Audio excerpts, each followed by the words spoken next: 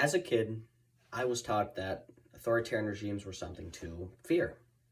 For example, we were taught about how World War II was started by Hitler and his authoritarian regime in Germany, or the Cold War under any of the Russian czars, be that Gorbachev, Stalin. Either way, we can see that in American history, for me at least, I was taught that authoritarian regimes were seen as negative.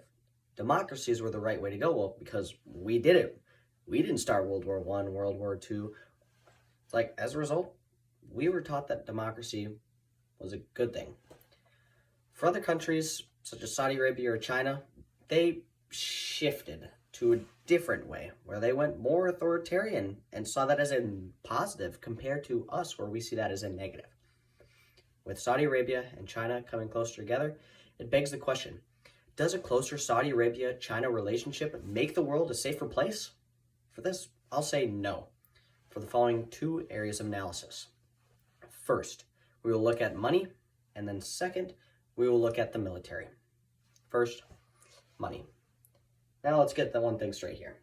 Them coming closer together may not be a great thing for the United States, but for them two countries, it's pretty positive because, well, money.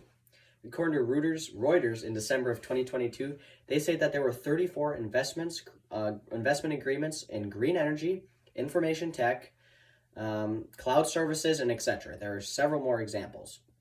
What it's showing is that these agreements signed between Saudi Arabia and China in this last December, they were all economic. They were not military-wise. They were not politically coming closer together, pledging their allegiances to each other. They were doing an economic agreement, 34 of them to be precise, 34 economic agreements between the two countries. For the United States, this may be scary with two authoritarian regimes coming together, but we shouldn't be scared because this is an economic package.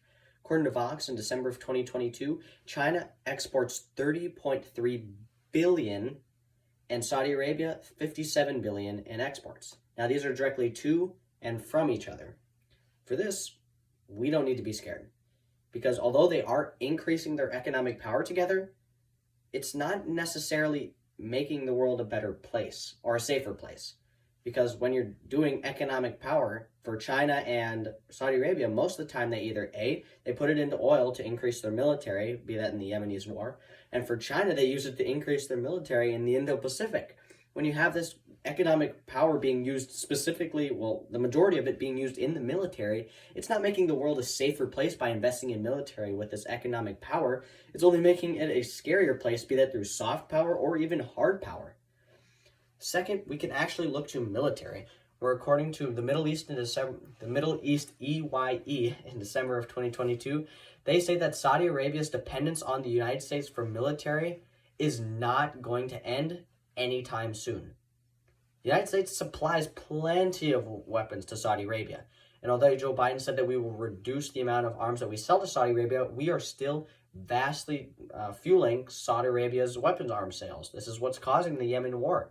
When the United States is dumping these weapons into Saudi Arabia, it produces somewhat of a relationship between the two countries, where because they're reliant on us and we're reliant on them for their oil, it means that they're not going to go against us with China. They may have said we weren't going to increase exports with oil, but ultimately they came together and Saudi Arabia is still exporting oil to us. We're still sending weapons to Saudi Arabia. And when Saudi Arabia is dependent on the United States' military, not China's, not Russia's, the United States' military, they do not need to go to China to buy their own military. According to Al-Rashid in December of 2022, he states that Saudi Arabia's agency is limited when it comes to military and political alliances.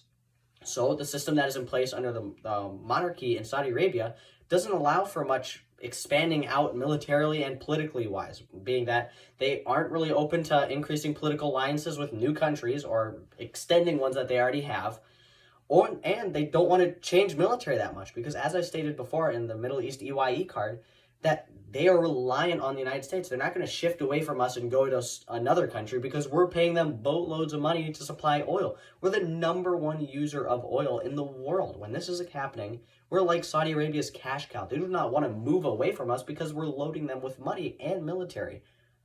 So, I want to ask today's question. Does a closer Saudi Arabia and China relationship make the world a safer place? No. Because first we looked at money and how they're increasing their economic power, and that's likely to be used to military, which isn't going to make the world a safer place. And second, we looked at military, how they're not actually moving to China for the military, and as a result, they're not making the world a safer place. It's making the status quo even. It's not doing anything. It's a wash. As a result, it's not making it safer. It's not making it more harmful. It's just a wash. So, will Saudi Arabia move to China for military anytime soon? Absolutely not.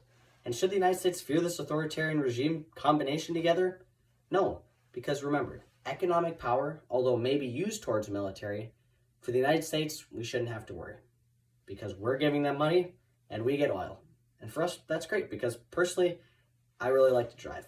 And I hope you do too, because together we can broaden this Saudi Arabia connection. And when we do this, it creates a longer connection for us in the future. Thank you.